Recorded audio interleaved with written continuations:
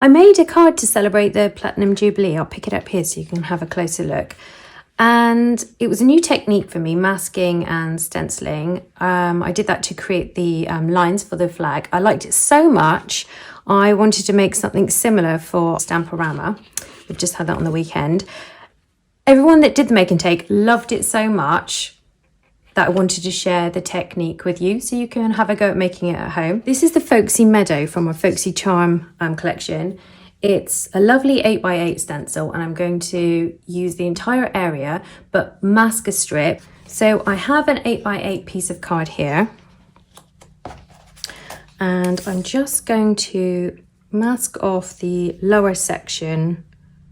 You might want to apply it to, I don't know, some fabric or your clothing, just so some of the lint takes the tackiness away, because you want to be able to remove it easily from your card.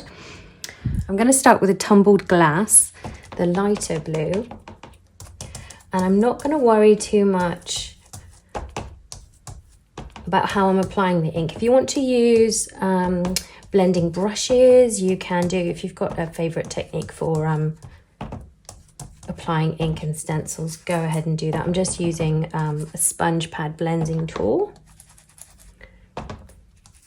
Right, so got some tumbled glass. This is the Distress Oxide Faded Jeans. It's a darker shade.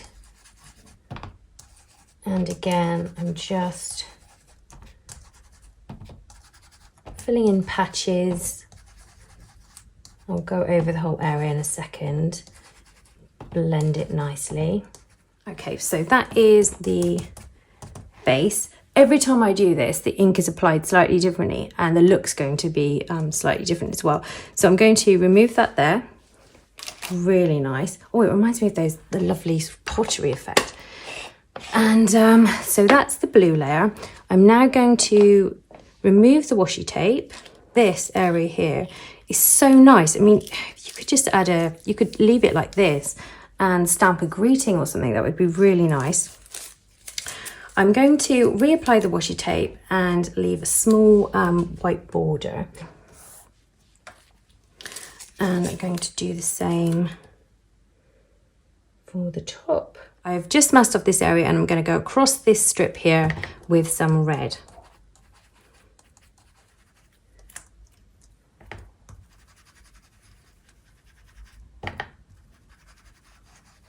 Okay, and reveal. I'm just going to remove the washi tape again. I'll go from this side. Now, if you wanted it quite clean and crisp and modern looking, you can leave it like that.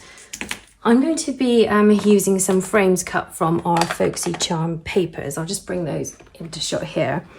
They have so many patterns to choose from, but the sort of cream and yellow tones are particularly lovely in this pack. So I'm going to emphasize that and just complement the blue and the red colors by applying some antique linen distress ink, just to take the starkness out of the white. Again, I'm going to go in sort of patchy areas. I'm going to use the Ocean Mist to back this card, just because the colors in it look so beautiful. There we go. I'm going to take the largest aperture from the Festive Frames die set and place that on the card. I'm going to use a small piece of washi tape just to hold it in place while I run that through the die cutting machine. So once you've die cut the aperture, you can then remove that piece. The frames themselves are cut using the Festive Frames die set. I'll just bring that into shot here. If you use them on their own, that's going to cut a solid panel. If you, however, nest them, so line up the triangles. I bring, there we go, a bit closer. So you line up the triangles and run that through the machine onto, I've used white card to create this frame, and that's how you die cut the individual frames. I'm going to use, get the bauble one to shot as well, here we go. So this one's actually been double die cut. So I used a Christmas bauble, but obviously it just looks like a circle. I die cut this from patterned paper, which I layered together, and then I ran it through again through the die cutting machine to get this super skinny frame, which is quite nice. It's nice to combine as many frames as possible because it's lovely watching them spin. The paper that I used is actually 160 GSM. I layered 2 sheets together to double up the thickness, because really for the frames you want card, so I would say not less than 250 GSM, 300's perfect. Or like I said, you can layer up or fold paper because you just want the tension to hold it in place. I have cut an 8x8 square with an extra flap and applied some double-sided tape. If I turn this over, you can see the back is slightly darker, and that's because I've used our Ocean Mist. The possibilities for card making are great with this, and it's 250 GSM, but it's quite a sturdy weight, so it's great for construction and cards as well.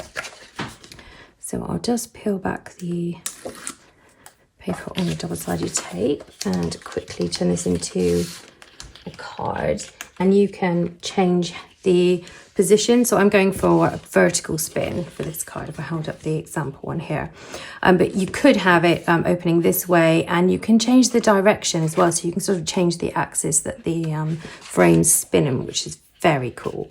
When I'm attaching the frames, I do like to start with the smallest first. Going to quickly add a greeting actually. So many greetings from here that you can choose from, and I had a little fun actually decorating. If you don't have patterned papers, the stamps are great for decorating frames like this one. There we go. So, oh happy day, that's nice. And that's just with some navy ink. If you want to as well, you can add a bit of shading to the edges. You could do that with all of your frames. I'm just going to do that for this one. And don't forget the other side. On the reverse of this frame, I used the flower. This one here from the set. So I'm going to start with the smallest. And you'll notice there's a slot. And you just slot the pieces together. They just slot into place. We've taken care of all the measurements. You just use the dies and you can enjoy using them at home. That's your spinning frames. And then you connect those to the main aperture. The nice thing is, if you wanted a smaller, you don't have to have a big aperture and a big card. You can use the smaller ones and make any card. Any size card you like. So these fold flat for posting, and you can shake them and they won't fall out. I'm going to take this one out so you can see the flower on the other side. My example card. There we go.